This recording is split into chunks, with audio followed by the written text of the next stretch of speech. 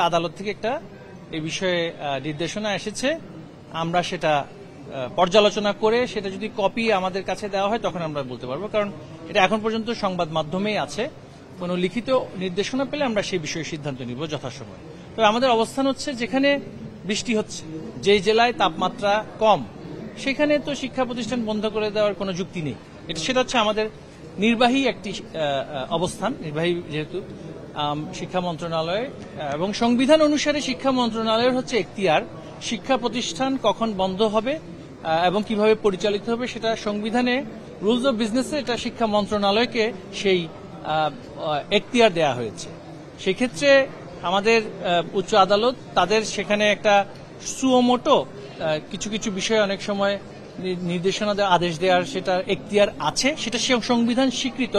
তবে যেখানে ইতিমধ্যে শিক্ষা মন্ত্রণালয়ের সেখানে সাংবিধানিক একটা এখতিয়ার আছে, সেখানে এই বিষয়ে যদি কোনো সিদ্ধান্ত হয়ে থাকে আমরা সেটা অবশ্যই তার উপরের আদালতে আমরা অ্যাপিলেট ডিভিশনে সেটা নিয়ে যাব। কারণ এই বিষয়ে যার যার এখতিয়ার, রাষ্ট্রের যে সমস্ত প্রতিষ্ঠানের যে এখতিয়ার, সেখানের মধ্যে থাকাটাই সকলের জন্য সমীচীন বলে আমরা মনে করি।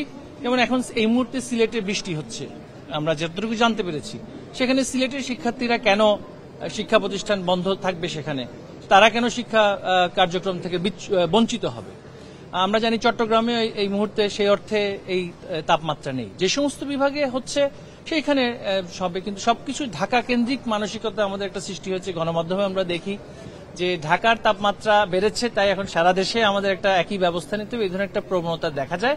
আমরা সবার কাছে অনুরোধ করব যে সবকিছুতে শিক্ষা প্রতিষ্ঠানের উপরে কেন একটা আলোচনা আসে, সেটা বন্ধ করে দিতে হবে। আর আমাদের তো দেশে অন্যান্য জায়গাতেও তো প্রতিষ্ঠানগুলো খোলা আছে। আর এই শিক্ষার্থীরা ইতিমধ্যে প্রাথমিক মন্ত্রণালয়ে 11:30 পর্যন্ত শিক্ষা প্রতিষ্ঠান চালানোর একটা প্রক্রিয়া, সেটা নির্দেশনা দিয়েছিলেন। আমাদের সেটা দেখতে হবে। যেহেতু আদালতের বিষয়ে আমি এই বিষয়ে মন্তব্য করতে চাই না, তবে আমাদের অবস্থান আগের মতোই, যে শিক্ষা প্রতিষ্ঠান বন্ধ করে দেওয়ার প্রবণতাটা দেশের জন্য সঠিক নয়, এবং এই ধরনের চাহিদা এবং অনুরোধ করাটাও কিন্তু আসলে আমরা মনে করি শিক্ষা মন্ত্রণালয়ের পক্ষ থেকে যথাযথ নয়। যে সমস্ত জায়গায় এই সময় শুষ্ক মৌসুমেই পড়ার একটা সুযোগ থাকে, যেমন হাওড়াঞ্চল, চরাঞ্চল, যেখানে প্লাবিত হয়ে যায় বন্যার সময় বা বৃষ্টির সময়, সেখানে তো পড়াশোনা অন্যান্য সময় বিঘ্নিত হয়। তো সেখানে শুষ্ক মৌসুমে কেন বন্ধ থাকবে?